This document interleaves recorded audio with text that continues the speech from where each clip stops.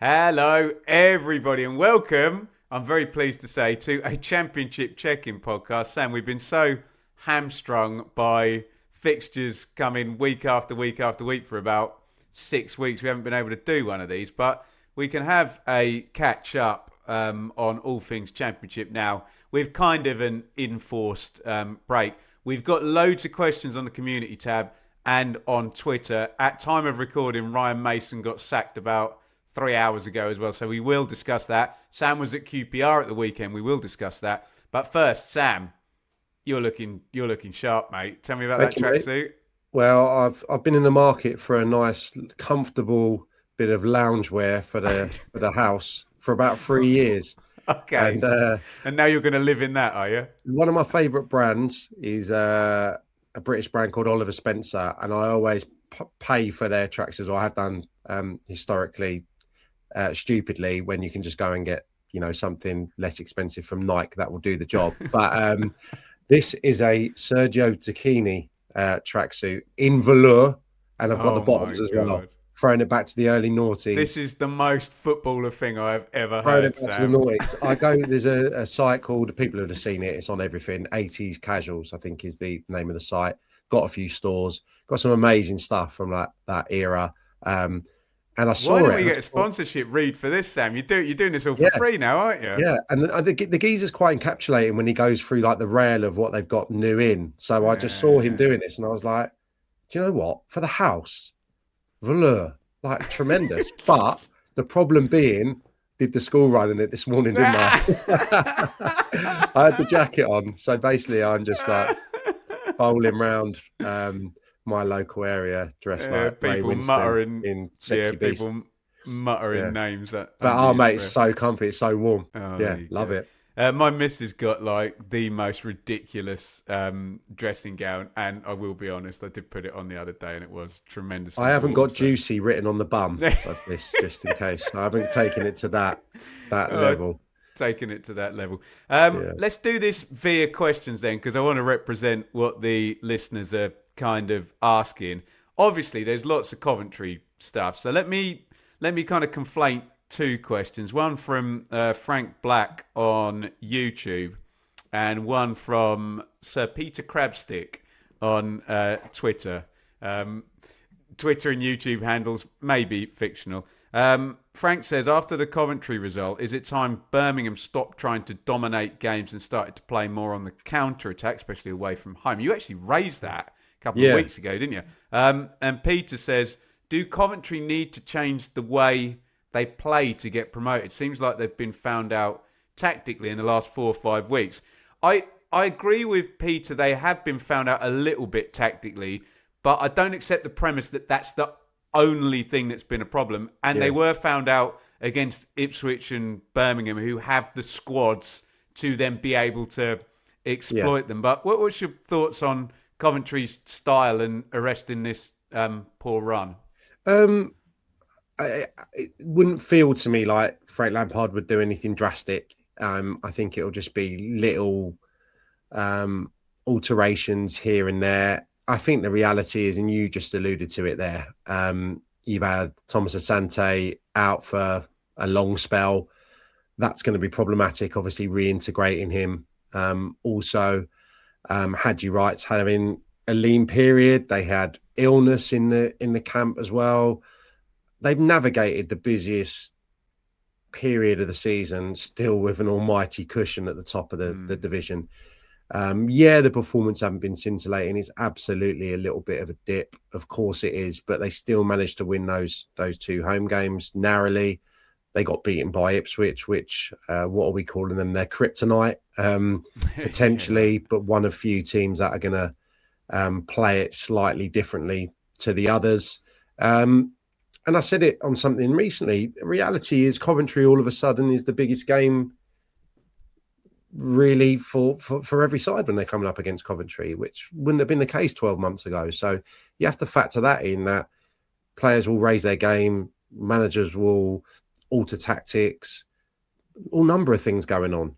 I suppose Bobby Thomas now missing for, what will he get? 3 games for that? He'd only just got back the Wally, hadn't he? Yeah. Yeah, he'll get 3. It'll be violent conduct, won't it? Yeah, and I noticed, I didn't see the game in its entirety, but I noticed he had a nice slab of Vaseline on the side of his nut as well when he went off. So he'd already been in the wars. He'd been in. I weren't having that as a.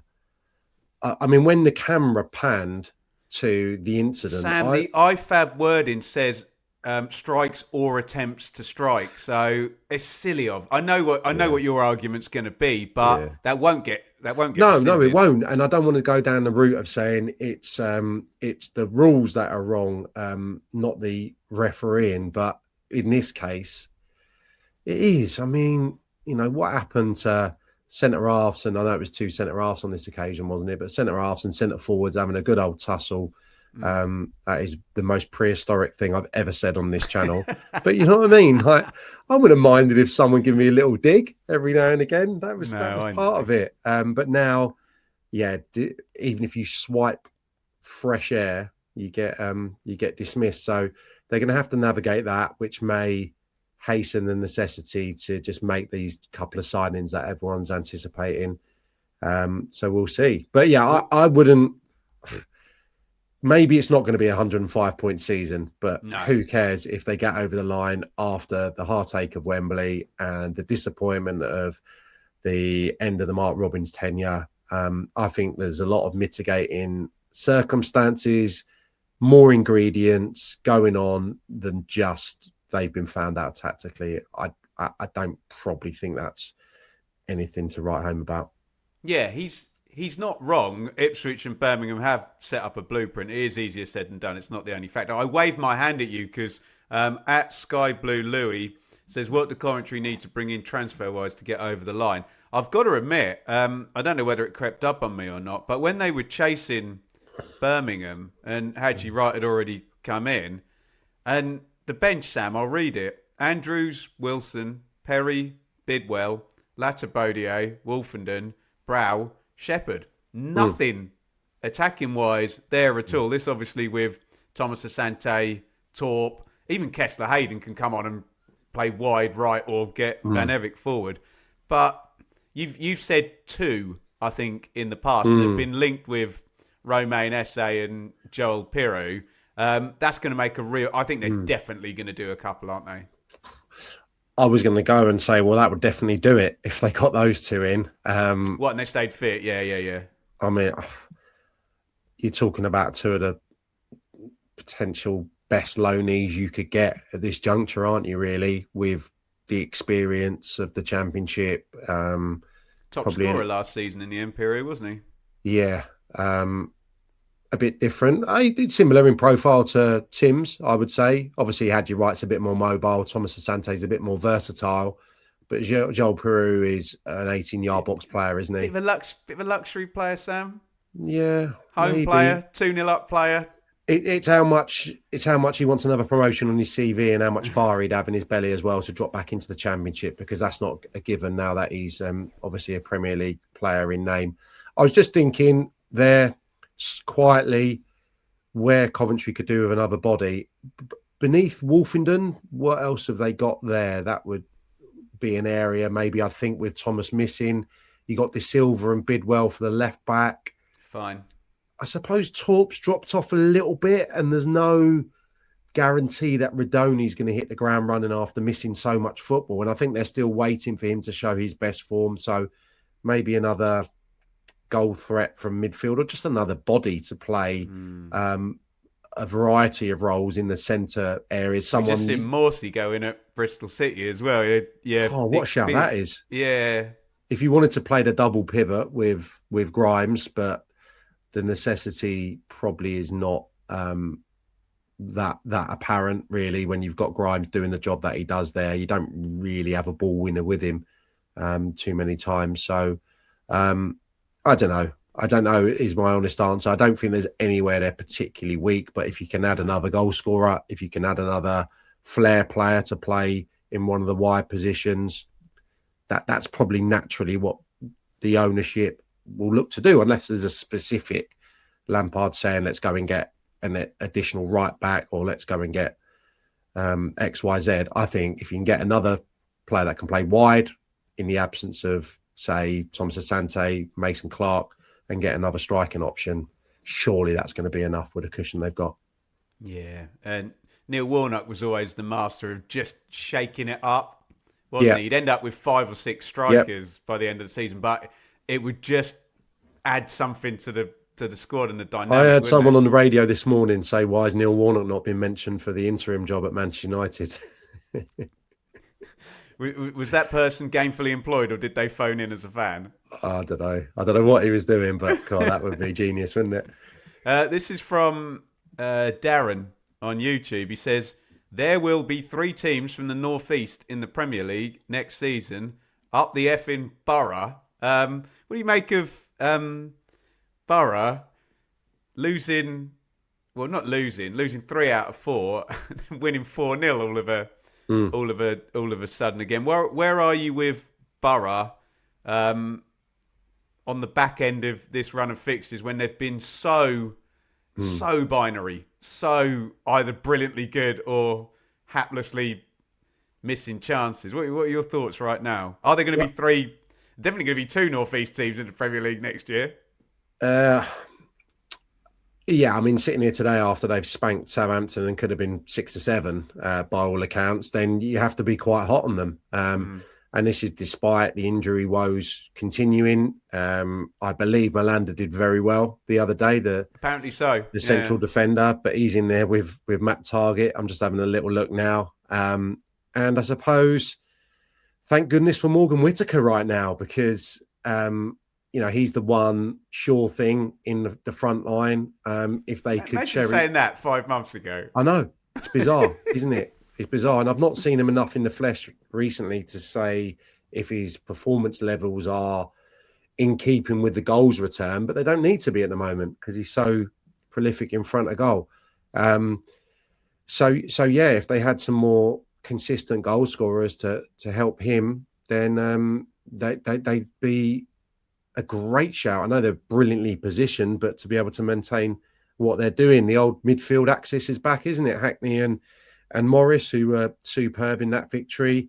So things all of a sudden looking really good. But if you're going to come on and ask me the same question you asked me a few moments ago, I'd probably go and get another striker if I was the Middlesbrough hierarchy. Because I don't think Strelak, Conway, he'll do something for sure, won't he, Gibson? Bergzog. I just think those guys are all a little bit hit and miss, and Whittaker is obviously the consistent one at the moment. I will actually defer to my other podcasting mate, Adrian Clark, who said if you're a young loanee, a potential loanee from a Premier League club, that is where you need to go because they make stacks of chances, Middlesbrough. They do. So and they maybe have done for about 3 seasons now, haven't they? So maybe someone like Joel Piroux, if there's going to be a scramble for his signature, maybe go to Middlesbrough where they're fashioning a lot of opportunities and you're probably going to be positioned in the 18-yard box being fed at will in the last few months of the season. That'd be a really interesting negotiation battle, that one, assuming Ipswich Town aren't in as well. I can only see one question on Ipswich, Sam, and it's a question we've answered in different guises over the last 2 years. It's from Simon. Do you think with Darren Fletcher in interim position at Man United, should we be concerned about Kieran McKenna being lured out of Portman Road? I really hope not. I got to the point with McKenna now, Sam. He's been linked with so many jobs. And, I know I'm saying this on the day that literally the ex-Hull manager who got sacked has just got the Chelsea job, as you would, I'm sure you've been discussing all morning with your Chelsea hat on. I just don't see Man United taking a Championship manager. That's my take on that. You can add to that. How do you see this now? Are we looking at Coventry pushing worst case scenario 85, 87 points and a shootout between Borough and Ipswich for second, or could the 3 of them get a little bit closer together? Well, I think there's obviously a chance they could get closer together. Yeah, of course. I think it's right to bunch those 3 together, though, when there's so many teams that were unfancied at the start of the season making up the top 7, 8. Yeah, probably top 8 I'd go down to, because you would envisage Wrexham probably being top half or potentially a playoff team, which they, of course, can be still. But yeah, I don't see anyone keeping pace with that 3.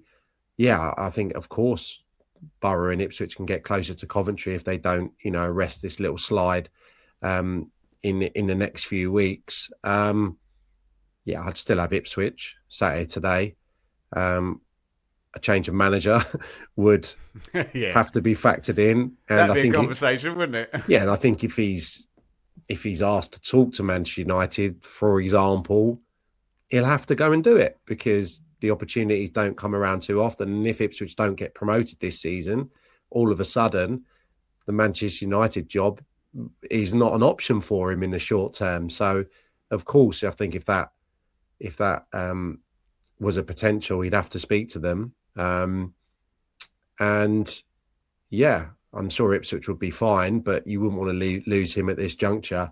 I presume he's got a lasting relationship with Ferguson or a relationship with Ferguson and Carrick and the like. I'm sure that he was there at the same time or cross paths. Ollie Solskjaer, yeah. Yeah, I mean, there's talk of Carrick taking it, isn't there? I know I'm digressing here, but there's talk of Carrick taking it at some stage after Ferguson. I think I heard on the radio last night. So who knows? But yeah, as long as he stays there, you'd still, with 2 points separating them, and with Ipswich obviously putting on that show on a couple of occasions against Coventry, I'd have to have them as my top 2.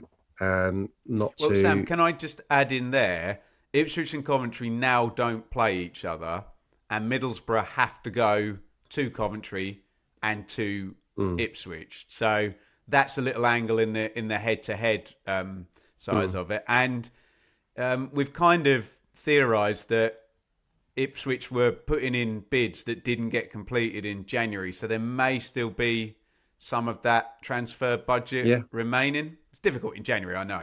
Yeah, it's difficult to know. Yeah, I was going to say that it would be an incredible achievement for Middlesbrough, given the change in manager and the way they started the season, if you like, which would have been well down the pecking order, despite having Rob Edwards and a decent enough squad. I think I had him 13th or something like that, Sam. Did you really? Did you? Yeah, that surprises me. Somewhere around the middle. I could be wrong about that. I think so. Yeah, I mean, if they were able to, where did you have them? I don't get brought into that scenario. No, you want to avoid that as well, mate. Avoid that, but no, if they were to fend off Ipswich now, then that would be incredible. I think, given it's a new manager, and I think obviously it's a good squad, but they've had big injury problems. So to continue to find enough points to be in automatic position at this stage is credit to them. This is a great one. This is from @Stokey89. How many points do we think teams will need for automatic this year in a playoff play? So we'll look at the automatic angle. Be interested to know your views, seeing as clubs like Stoke are in the mix even after losing 38% of our games, and Coventry, who looked on for 100 points season. How many do you think they will realistically get now after the recent dip in form? My most likely scenario, Sam, is Coventry are around 90, and second and third, possibly Ipswich and Middlesbrough, maybe one other will join them, are like 83, 82, 84, somewhere around that. If Coventry slip off, I don't see Ipswich and Middlesbrough aren't going to zoom past and be well clear. If Coventry slip off and, say, Watford keep going, we tend to get no more than 3 in the mix. You could have a really brilliant race there. And we'll talk about playoffs. I'm sure there's Preston and Harlem Millwall fans going, come on, lads, mention us. But I either see 2 teams getting promoted with a relatively low total, especially in reference to the last couple of years, or Coventry and then a kind of scrap and a low total. Yeah, it's not my strong suit, this, mate, doing the mathematics at this stage of the season. But 20 games to go, 2 points a game would give Coventry 92, right? That's the barometer, isn't it? 92. Yeah, so 92 it's hard after the last month that they've had to imagine that they're going to get near 100. I could be wrong in that, but mid-90s would certainly do it, you would Oh suggest. God, yeah. So yeah, I would probably side that way, that it's going to be two teams early to mid-90s rather than, one team in Coventry steaming away with it. But yeah, I don't think it's maybe going to be akin to what I was spouting a week or two ago, maybe racking up the points to get near Reading's world record. Yeah, there you go. Frenchie asked, you mentioned Wrexham as well. We are going to talk about Millwall and Preston and the like. Is automatic promotion as simple as saying it's two of the current top three?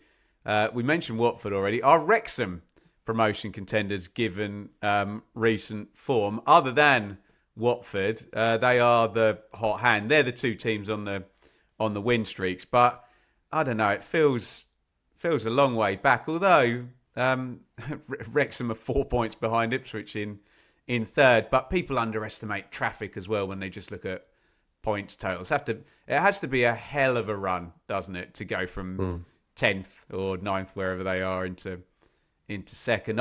I'm personally, I'll have Watford getting involved just on the basis of Grazia and Loser and Chakvataza, etc. But for me, it's either the three that are there and Watford, and I'll be amazed if it's Wrexham, but that'd be a hell of a run, wouldn't it? Yeah, I think for Wrexham, like such strides this season already. Would it require maybe just one or two more windows to get them, fully ready for a season tilt at promotion? Look, if they get in the playoffs, the way that they're improving, the way that the squad is developing, then absolutely they can have a great chance, because he's a very, very savvy manager. And I think there's a nice blend now at Wrexham in being able to play for set pieces and be aggressive. He plays the squad game really well since Boxing Day as well. Yeah, but they can play football now as well, no question. Look at the side that they've got together now with Sheaf and James. Thomason's a good footballer, and to be able to get the three now, Windass, Broadhead, Smith, or more, into the side.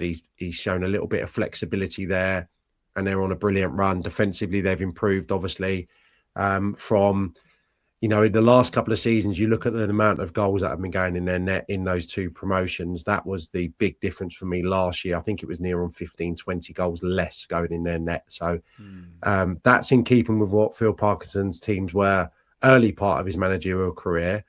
For whatever reason at Wrexham, it had become a little bit basketball and goals just flying in at either end. Maybe that's just a product of the amount of attacking players they'd signed, maybe the instruction from, or the want from the hierarchy and the supporters. They still were a winning machine, but I just think this is a better balanced side for a tilt at maybe a unprecedented third promotion. And again, they get in the playoffs. Who knows? But yeah, I think if there's one team, Sam, that would ride the intangibles in the playoffs, momentum, interest, narratives, Wrexham, isn't it? Well, I think about what, 2 or 3 months into the season or whatever it was, one of the first international breaks, I looked at it and thought there's still a great chance here for Birmingham or Wrexham. Still a great chance, but obviously Birmingham's season's just plateaued, tailed off a little bit, and Wrexham have obviously got real momentum now. So we'll see what they do in the window. I'd imagine that they'll probably go again, won't they, given their position? I think they've got the headroom, haven't they? I think they make more money than we could even imagine. How much you think they're getting from commercials, and then probably double it. I think they're in a very good spot to go in January. And I don't know why. I don't know if it's just the demeanour of the ownership kind of makeup, but I probably anticipated Birmingham being the ones that were in the position to go, right, go on. Oh God, yeah, 100%. Yeah, let's be really aggressive, but also be in a position in the league, where Wrexham probably currently are, to go, we can get up this year. Whereas now it looks like it's Wrexham who are maybe going to have that temptation just to be bold. Guys, I'm very conscious of the clock here, and I do want to ask about Ryan Mason and QPR. So maybe relegated or relegation threatened sides or bottom half or other stuff. Maybe we'll do a part 2 next week and we can scan for questions again. Sam, I've got to ask you about Watford. Safe asks, how significant is the recalling of Watford defender Max Elaine back to Man City? Could it impact our promotion hopes? Can't read today.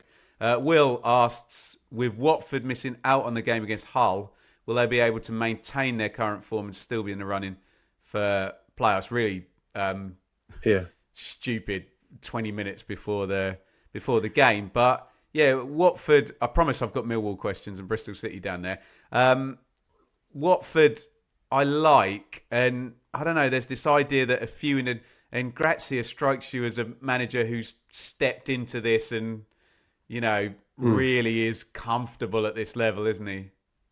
Yeah, and it seems to strike the perfect chord with the supporters, given his track record there. Let's not forget they had a great start to last season, and they were kind of written off in various quarters again in the summer. I think they were down as relegation favourites last season. So to see them sitting in 6th is great for their fans, and it's a really exciting team. I think really pertinent point, given how good him and Pollock have been, the centre half, that's going to be no more. But who knows, if City get a couple of players off the treatment tables, that could become a return or even, I wouldn't imagine it's a permanent at this stage, but he could come back, couldn't he? The City loanee, Elaine. But yeah, they're going to have to reconfigure the back line. Banquer, I think, has been playing fullback at times. I'm sure he could play at centre half and maybe one or two others in the squad as well. So I don't think that's a moment in time which will end their rhythm, because I think they're more just really good fun. Watford, really good attacking side. Loser and Chak Patadze, they'd be in your 18, wouldn't they, in your championship squads. Brilliant. Older, I want to say Mama, because that's how I saw him written earlier, but it's Mama, isn't it? The Moroccan he's a youngster. Baller, he's only 20 as well, I think. Something like that. Yeah, he looks like a terrific talent. Obviously, he's really coming into form. They've kind of found a way to manage Irankunda, which we were all so excited about at the start of the season when he scored a few wonderful goals. But off the bench. See the assist for Ince the other day. That was what he was doing at the start of the season, wasn't it? Yeah, off the bench, being managed. I don't know if something happened there. Maybe, there was something about his game that. Do you remember he got hooked? Was it down at Pompey? It was, yeah. It must have been some kind of fault there, mustn't it? Yeah. But for 20 minutes or so, he's been electric. They're a team we could probably do with another striker, and that sounds Semedo and Kieran, haven't they? I'd love to play up front around that lot of players. Well, you can answer that better than me. Well, yeah, I was going to say he's got 7 goals, and they've been big goals as well. A lot of them, Kieran. Yeah, I think I did a thing yesterday. All his goals bar the second in the 3-0 win over Middlesbrough have gained points, basically, for Watford. So he's scoring big goals in games, but he's not, overly involved, which is not the worst thing. But I think they could probably do with maybe some additional firepower. But defensively, they're a good side. Only 4 teams conceded fewer. 5 teams faced fewer shots. Only top 2 conceded a lower XG. So this is a good defensive side, partly due to that partnership at centre-half. But another little interesting tactical quirk, which has been there throughout the season, is Cipriano's role. He often drops into the back line, kind of when they're defending. So if you think of, a devastatingly good wide player, let's say Fatawu up against your left back, if he gets taken out of the game, Cipriano or on occasion Loser are positioning themselves in that little bit of space, just doubling up, which is quite a good little defensive tactic, which they've used throughout the season. So I think Watford are a good defensive side. They're exciting. Whether they can keep up this consistency, we'll have to wait and see. But it's been a long run of... Yeah, I think the numbers would suggest that, the fans can be optimistic that they can stick around the playoffs. Yeah. I've got a couple of bits on in the questions here on Millwall and Bristol City, although one of them just says, Lewis, Millwall are going to win the league, guys. I'm not quite sure about that, Lewis, but they're certainly doing very well. Bristol City better go up, says Jack. There's one F Mogger here. Are Stoke finally going to break into the top half or even playoffs? There's just a whole collection of teams, Sam, that could get into the playoffs this season. Preston are 4th, Millwall are 5th. Just talked about Watford. Hull, Stoke. You've talked about Wrexham. Bristol City were in there last season, which takes you down to QPR. I was doing the bookies odds earlier, and they're quite hot on Millwall staying in there. More so, I think they've kind of caught up with Preston now. But what's your take? I mean, maybe I can invert the question. Who's most likely to slip down? Preston, Millwall, Hull, Stoke, etc. You bloody love Preston in the predictions anyway, and all the Millwall fans think that you're against them in the predictions. Millwall? Yeah. Well, it's lucky that I don't look.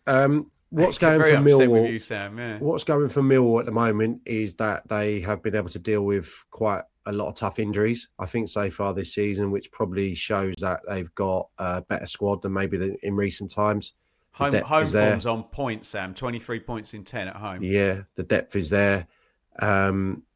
All of a sudden, I mean, that's a tough Christmas that they've just navigated. 8 points from 4 games, the 2 draws, Southampton and Ipswich, right? Yeah, 2 year one parachutes, yeah. Tough going. Had to fight hard against the most inspired goalkeeping performance you've seen in many a year in that Swansea win. Late goals to beat Bristol City and Swansea, showing the character. A lot of late goals. I think 12 after the 70th minute for Millwall this season, which is 3rd best in the league.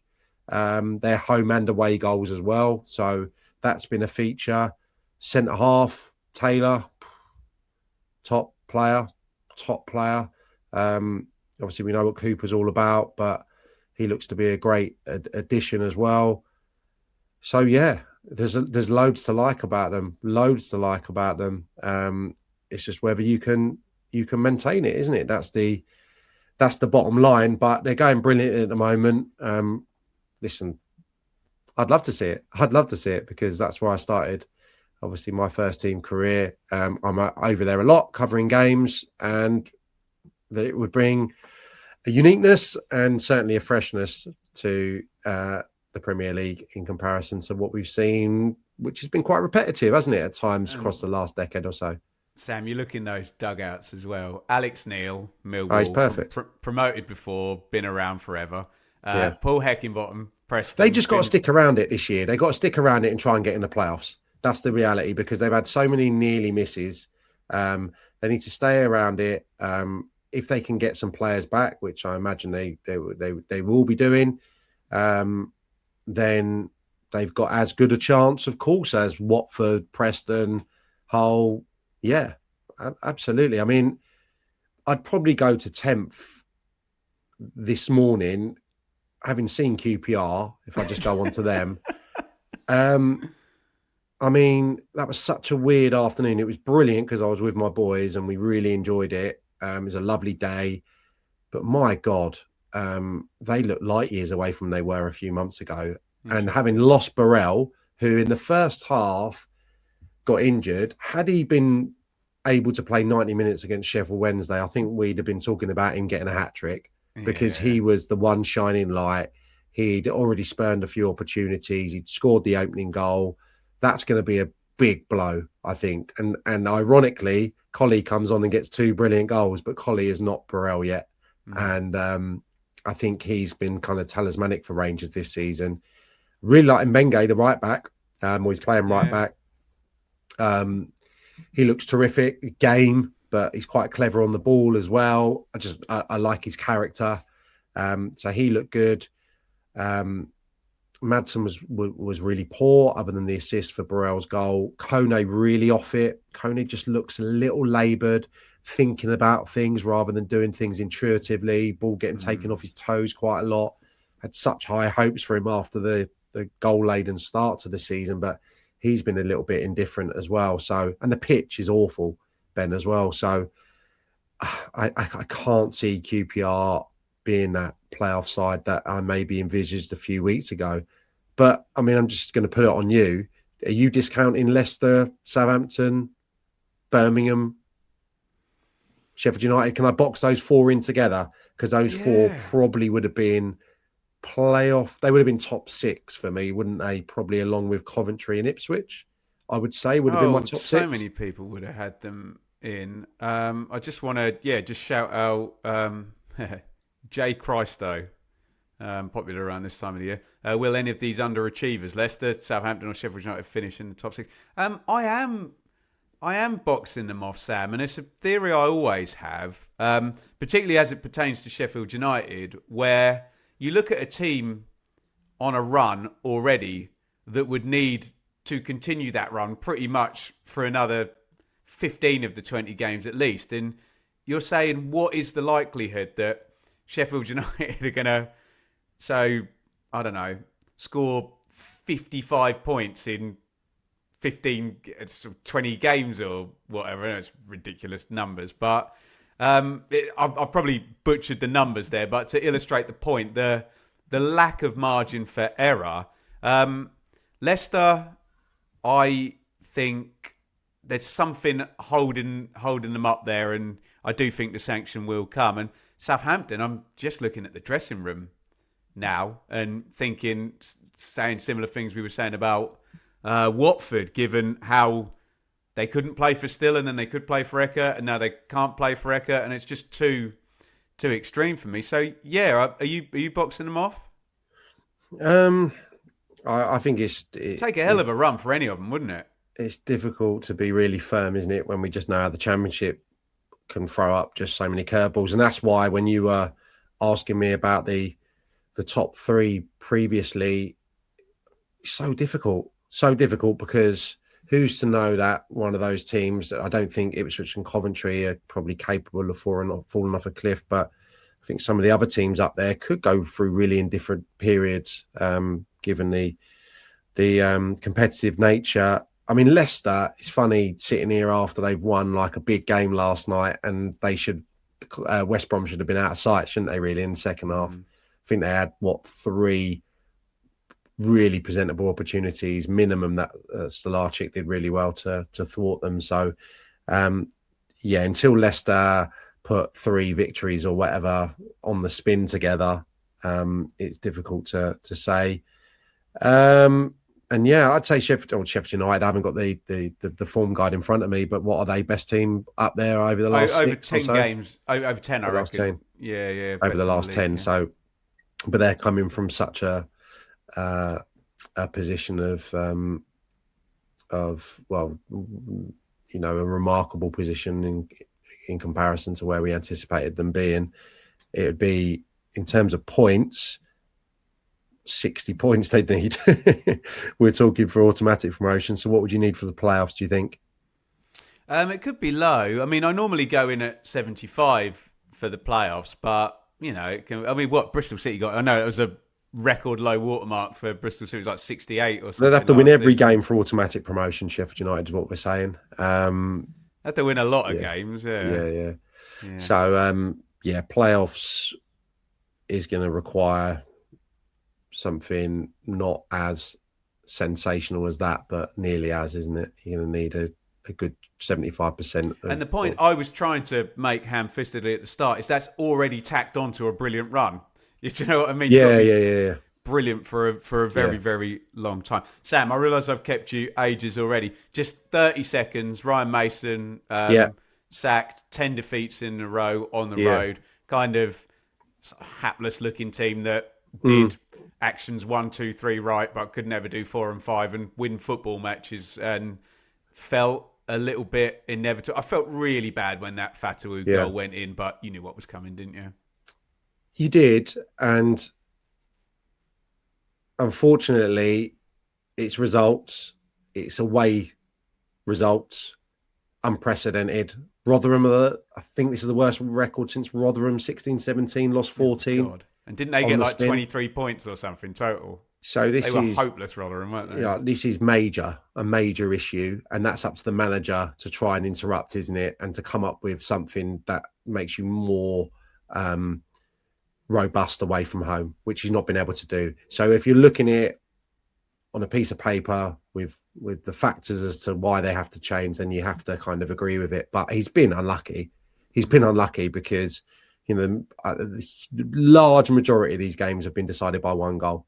Large majority of them, in comparison to some other teams that have really faltered over the opening 6 months of the season. So he has been unfortunate, and I think Hegerber aside, I think Johnson's up to 9 assists now, but there's not an abundance of front players, creative players who have had great seasons. I don't think Price has scored since the middle of October after having such a productive August, kicking off the season. So I think that's an issue. And of course, the amount of goals that have been going in their net on their travels means that a change was inevitable. But it's not to say that he won't go on and be a good manager. He may have to set his sights further down the EFL, or maybe go and take a number two's position to just get going again, in essence. But it's a shame for him that it hasn't worked out, because I think I read an article recently about a lot of good that's been done in terms of bringing the average age of the squad down, various bits and bobs around the infrastructure of the club, aside from obviously what goes on with the 11 take the field. But yeah, I think ultimately the results have not been good enough. Is the squad good enough? It's better than where they are. Yeah. It's better than where they are, yeah. But I think it has certain limitations in comparison to the top sides. Amen. You're totally right. There's bad, there's hapless, and there's unlucky, and it's kind of a circle of that, without it necessarily, like you say, being all about him being a bad football manager. Guys, that was tremendous fun. I realised we didn't get to talk about a hell of a lot of teams, so if we can get Sam again next week before the predictions for another half hour, we can do a more focused question. We can ask for questions on specific clubs, Sam, so we can talk about them. But big thanks to you, matey. I actually haven't. I've got them in front of me as well. I haven't checked who won the last set of predictions, but I'm sure I'll. What did I have down for Millwall? Just out of interest. What did you have down for Millwall? You had them winning 1-0. Oh, did I? And you'll be very annoyed to know I had them winning 2. That was a joke there. 1. That was a joke after what you said earlier. But yeah. Sorry, that completely you missed went me. serious. I went Frank Lampard, didn't I? I went big smile to very serious straight away. But yeah, there you go. Right, thank you everybody for watching. Please do hit thumbs up and get your thoughts in via the comments. Make sure you subscribe to this and the Clips channel as well. And Sam, do you want to give a plug for those other pods you did today? So the Chelsea one is... Yeah, that was yesterday, actually. I was doing... is that the Athletic? The Straight Out of Cobham. So that was reacting to the Manchester City draw and obviously the imminent arrival of Liam Rosenior. Mm-hmm. So we covered all bases there. And then what the EFL was a bit of a festive roll around. I think I'd know if someone in my office liked to... that was a bit of a festive roll around the 3 divisions. So we just picked out a few headline makers, basically, in terms of teams that have caught our eye across the 3 divisions. That's what the EFL people and I did want to say congratulations to you. I know you're humble about this sort of stuff, but what was the Premier League game you did? It was your first live co-coms. What was it? That was Palace Fulham on Brilliant. New Year's Day. So that was the 5:30. There were simultaneous games going on. I think it was on at the same time as Liverpool and Leeds. But that was that was a really, really good one for me. Like really good, personal achievement. Delighted to do a live one, but and a nice one for me because I've covered obviously Fulham and Palace a lot over the last decade, because kind of my first jobs in the media world was doing BBC London games. So I've covered those, through the highs and lows of the last decade. So I like to think I know those clubs quite well, despite not having played for them. So it was good. Yeah. Brilliant stuff. That proves how lucky we are to have Mr. Sam Parkin here for the Championship Check-In podcast. So we'll try and do a part 2 of that. Get your thoughts in via the comments, and we will definitely see you next week. Yeah, I'll go and do some reading up on Bristol City. We didn't answer his question, which was a relief because I've not seen too much of them. But long live Scott Twine, my hero. Bloody Swindon lot, slugs.